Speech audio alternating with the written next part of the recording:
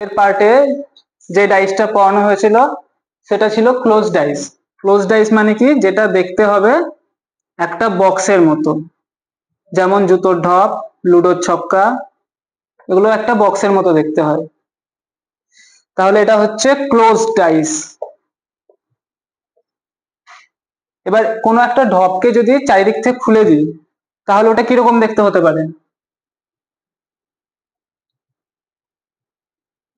এরকম হতে পারে,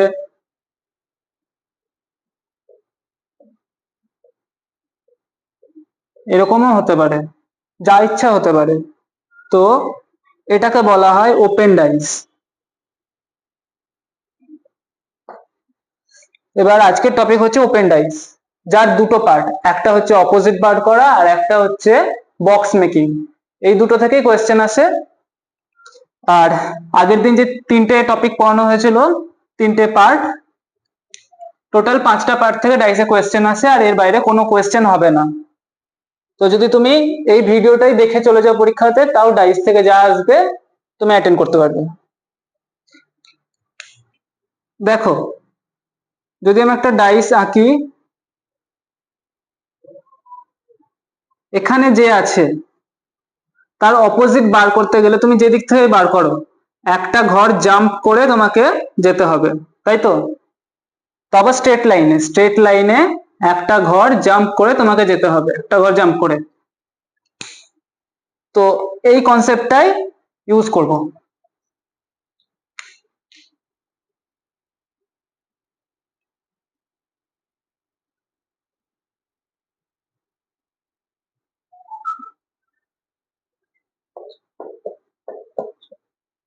দেখো, স্ট্রেট লাইনে যদি যাই, 3 এক ঘর জাম্প করে কোথায় যেতে পারবে? 2 এর কাছে। 4 এর ঘরটাকে জাম্প করে 2 এর কাছে গেল। তাহলে 3 আর 2 একে অপরের অপোজিট। 4 যদি জাম্প করে, 2 কে জাম্প করে 5 এর কাছে যাবে। 4 আর 5 একে অপরের অপোজিট। কে কে থাকলো? এরা তো আর কোথাও যেতে পারবে না, একে অপরেরই অপোজিট হতে হবে। তো আসল কথা হলো, একজনকে জাম্প করে যেখানেই যাবে সেটা হবে তার অপোজিট।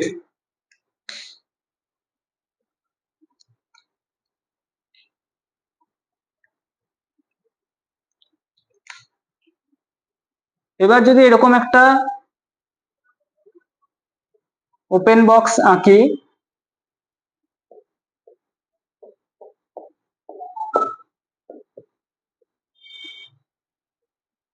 জিজ্ঞাসা করেছে এম এর অপোজিটে কে আছে। ওয়াই থেকে তুমি যদি যাও, আচ্ছা দেখো, এল আর এম এর কাছে যেতে পারবে সোজাসুজি? বাঁকা লাইন হচ্ছে, তাই আমরা অন্যদেরকে চেক করব। ওয়াই থেকে কোথায় যেতে পারি? জেড এর কাছে। তাহলে ওয়াই আর জেড একে অপরের অপোজিট। কে থেকে পি এর কাছে, কে কে বাঁচলো তাহলে? এম আর এল। তাহলে এল আর এম একে অপরের অপোজিট। এম এর অপোজিট চেয়েছে এল। আশা করি এটা বুঝতে পেরেছো।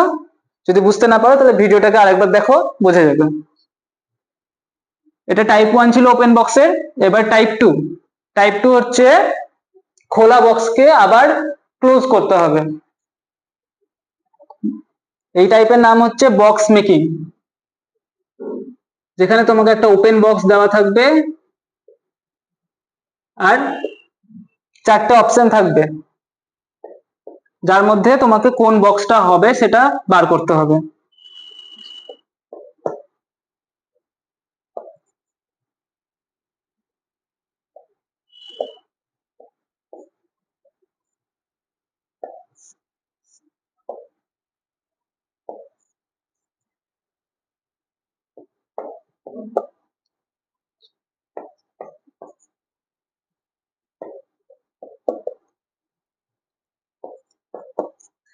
এগুলো দেখো, কোনো একটা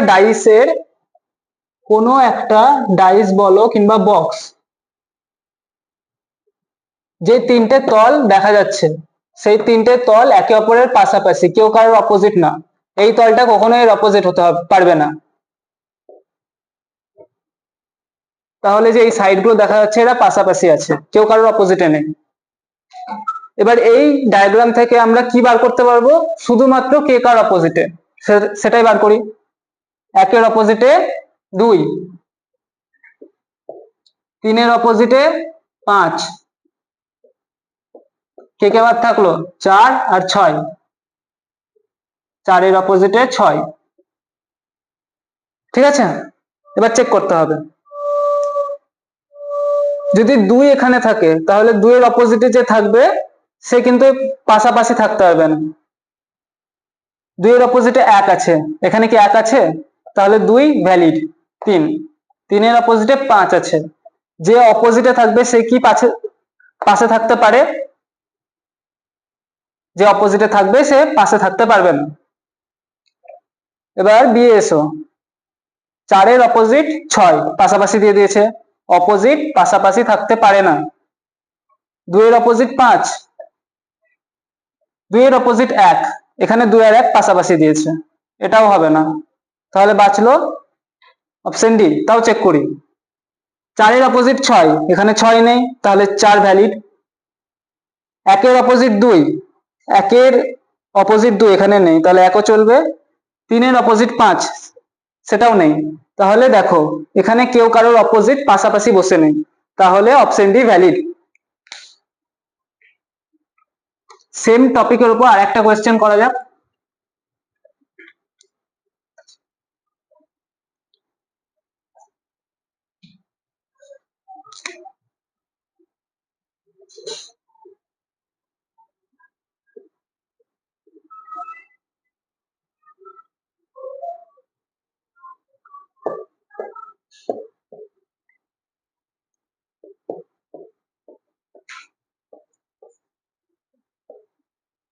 এখানে লজিক একটাই, যে অপোজিটে থাকবে সে পাশে থাকতে পারবে না। এটা বুঝতে পারলেই তোমার প্রশ্ন হয়ে যাবে।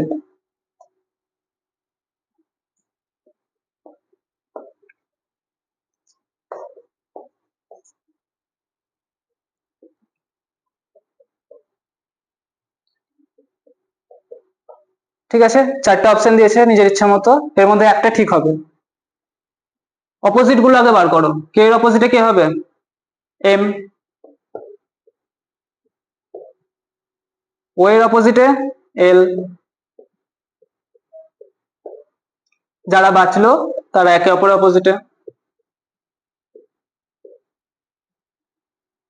ও দেওয়া আছে, ও এর অপোজিটে এল, যেটা থাকতে পারবে না পাশাপাশি, কিন্তু দিয়েছে এখানে যে অপোজিটে থাকে সে পাশাপাশি থাকতে পারে না।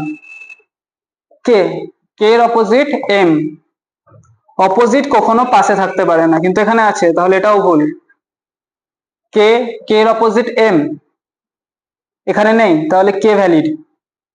টি এর অপোজিট ইউ, টি এর অপোজিট ইউ, এখানে নেই, তাহলে এটাও চলবে। এল এর অপোজিট ও, সেটাও নেই, তাহলে সি ঠিক। এটা একবার চেক করি। কে এর অপোজিট এম নেই, ঠিক আছে। টি এর অপোজিট ইউ আছে, অপোজিট পাশাপাশি থাকতে পারবে না। অবশ্য উত্তর আগেই হয়ে গেছিল। তাহলে তোমার পরীক্ষায় যত ধরনের কোয়েশ্চেন আসবে ডাইস থেকে, সবকটা এই 5টা টপিকের ভিতর কভার হয়ে গেছে, এর বাইরে থেকে কোনো কোয়েশ্চেন আসবে না। ঠিক আছে।